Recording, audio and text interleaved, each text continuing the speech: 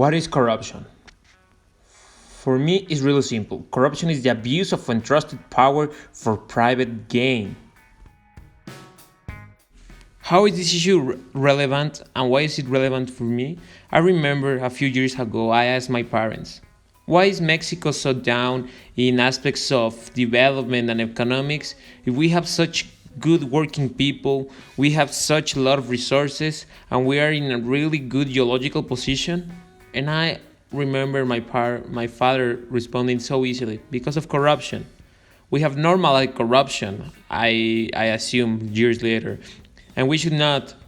Corruption erodes trust, weakens democracy, harvests economics, development, and future inequalities, poverty, and social division.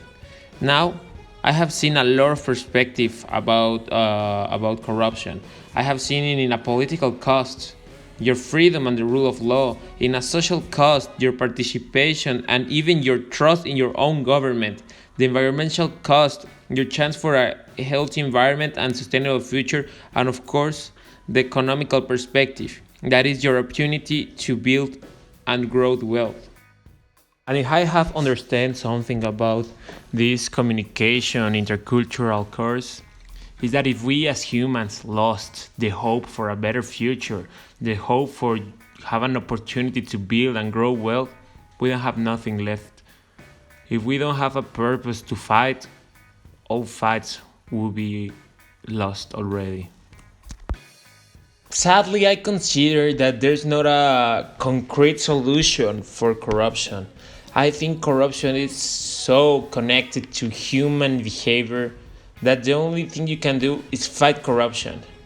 But to fight corruption, we must embrace transparency.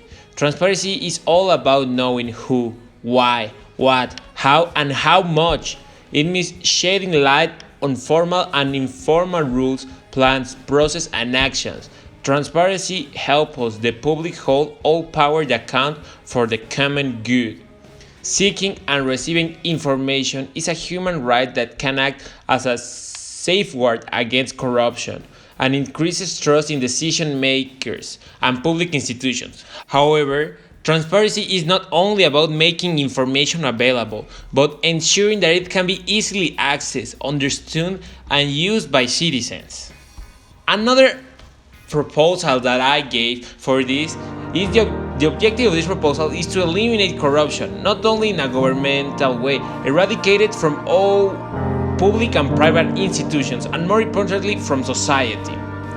Because we already know that a society with its roots in corruption is a society that will never find development. How? Easy. I consider that the most effective weapon against this issue is education.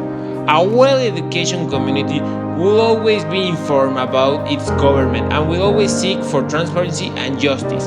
A society that knows what is right and wrong will find a way to eliminate corruption from all levels and find a way to development. In local way, education will have a huge impact. How will be certain to live in a more honest and honored community. And this will be reflected not only in the government, we will be reflected that in security, in employment, and of course in a global scale.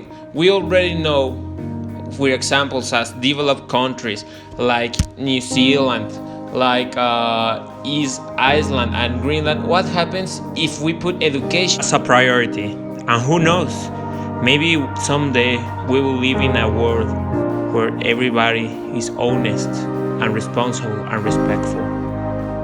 I think that is the fight we need to fight.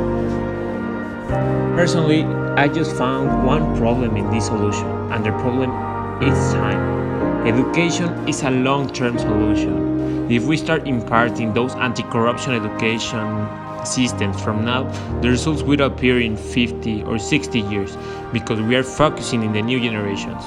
And sadly, governments are not used to do that type of decision. It's just how humans behave. We will always want the result from one day to another. But it's not impossible. It's our right as citizens to ask more quality in our public schools.